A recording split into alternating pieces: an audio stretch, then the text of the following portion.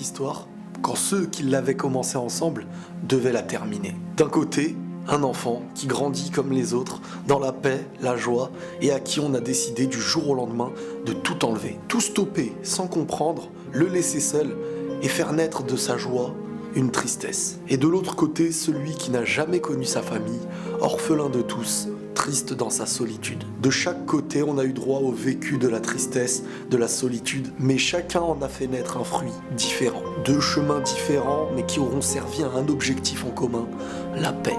La paix est un objectif pour beaucoup de personnes, mais le chemin pour y mener n'est pas toujours le même. On voit tous le bien à notre manière, et parfois notre bien à nous, c'est le mal de l'autre. La paix peut être un objectif, mais le chemin qu'on y mène peut parfois nous mener à son inverse. Deux bons cœurs au départ, mais aussi deux douleurs. Voilà le parcours de nos deux amis, ou encore de manière symbolique, nos deux frères.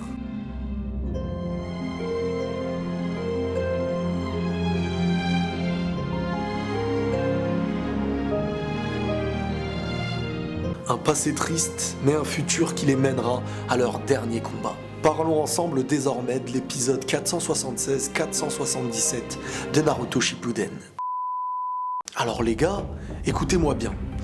Naruto en fait ça se regarde pas, ça se vit. Naruto est une philosophie.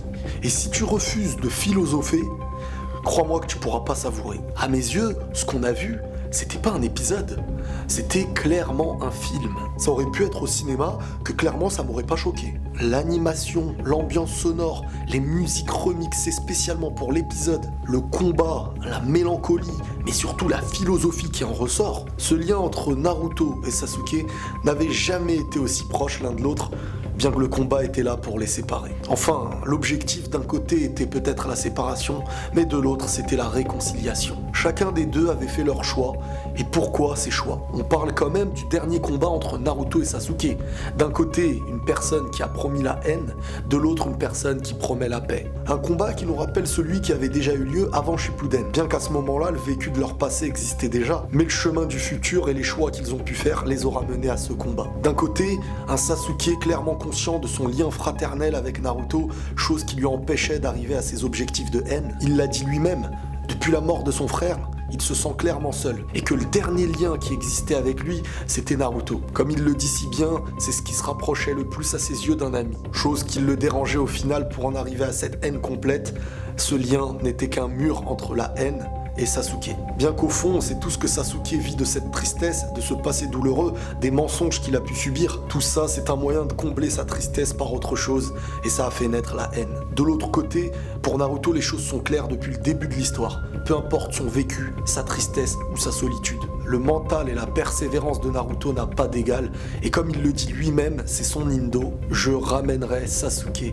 à Konoha. Naruto est prêt à accueillir la haine entière de son ami pour la transformer en paix. Et il n'y aura jamais eu chez Naruto et dans toute son histoire une seconde d'hésitation là-dessus. Ramener Sasuke à la maison. Chacun des deux est le fruit de la souffrance, mais chacun des deux a fait naître un nouveau fruit. Parlons désormais du combat.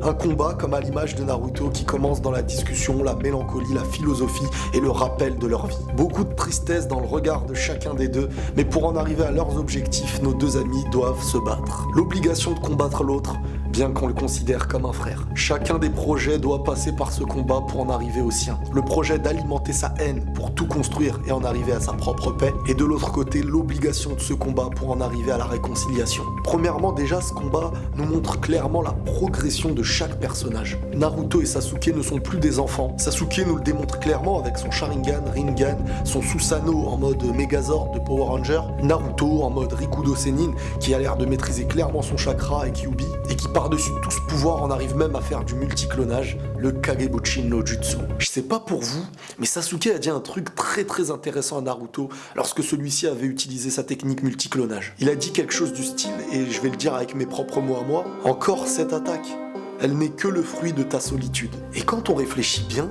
c'est vrai. Quelle est cette attaque en fait? Comment Naruto avait appris cette attaque? Premièrement, c'était la première technique qu'il n'arrivait pas à reproduire. Celle qui a fait naître beaucoup de moqueries et qui a montré aux yeux des gens que c'était quelqu'un de faible. Et de ce point de vue-là, c'est déjà une revanche personnelle sur la vie. Mais aussi la persévérance du fait d'être la réussite d'une chose que les gens nous moquaient. Et de sa faiblesse, il en a fait l'une de ses plus grandes forces. Deuxièmement, le fait de se multicloner, c'est un moyen de combattre sa propre solitude. Créer du monde lorsqu'on est seul, c'est un moyen d'oublier qu'on était seul. Et tout ça, c'était la réalité de Naruto, quand je vous dis que c'est philosophique. On a le droit à tout dans ce combat. On a le droit à des combats rapprochés, des combats de jutsu, des enchaînements, du Susanoo vs Kyuubi, un petit peu à l'image de Hashirama vs Madara, mais en plus bling bling quoi. Mais aussi beaucoup de moments de tristesse et de faiblesse. Pour vous dire la vérité, à un moment donné, on en est arrivé à un combat limite entre deux bourrés, quoi, qui tenaient plus debout. Quoi qu'il arrive, il fallait qu'une personne gagne le combat. Maintenant, si je devais évaluer et juger en termes de puissance qui était réellement le plus fort entre Sasuke et Naruto, à mes yeux, et ça n'engage que moi, j'ai vraiment l'impression que Sasuke a des techniques bien plus destructrices. Et celui-ci avait quand même l'air de gagner au point face à Naruto. Pour moi, au fond, Sasuke reste quand même celui qui a le plus de potentiel face à Naruto. Mais la force de Naruto que Sasuke n'a pas, c'est son endurance, sa persévérance sans aucune limite. Bien qu'il a la puissance, mais ce qui pourrait le faire dépasser Sasuke, c'est l'endurance et la persévérance. Son mental tout simplement, et on l'a vu dans toute l'histoire. Sa volonté, son indo, comme il le dit lui-même. Et dans la vie, en fin de compte, c'est pareil.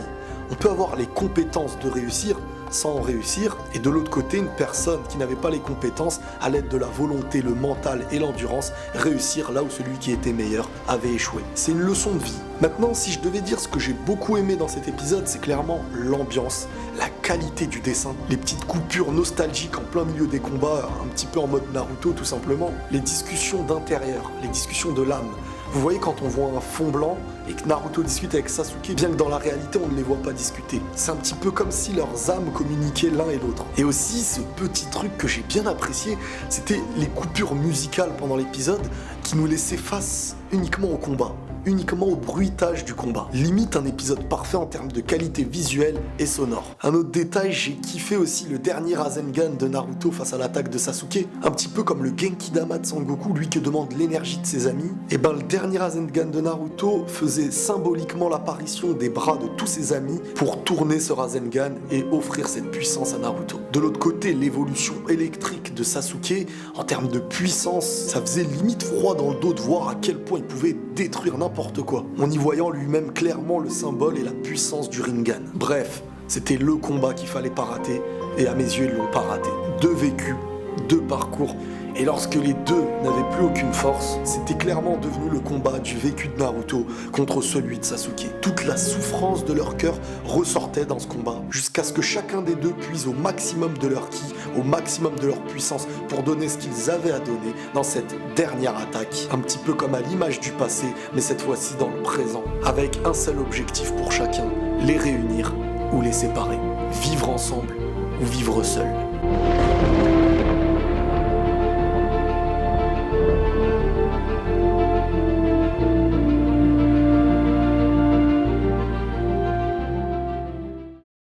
Voilà les amis, c'est tout pour cette vidéo, j'espère qu'elle vous aura plu.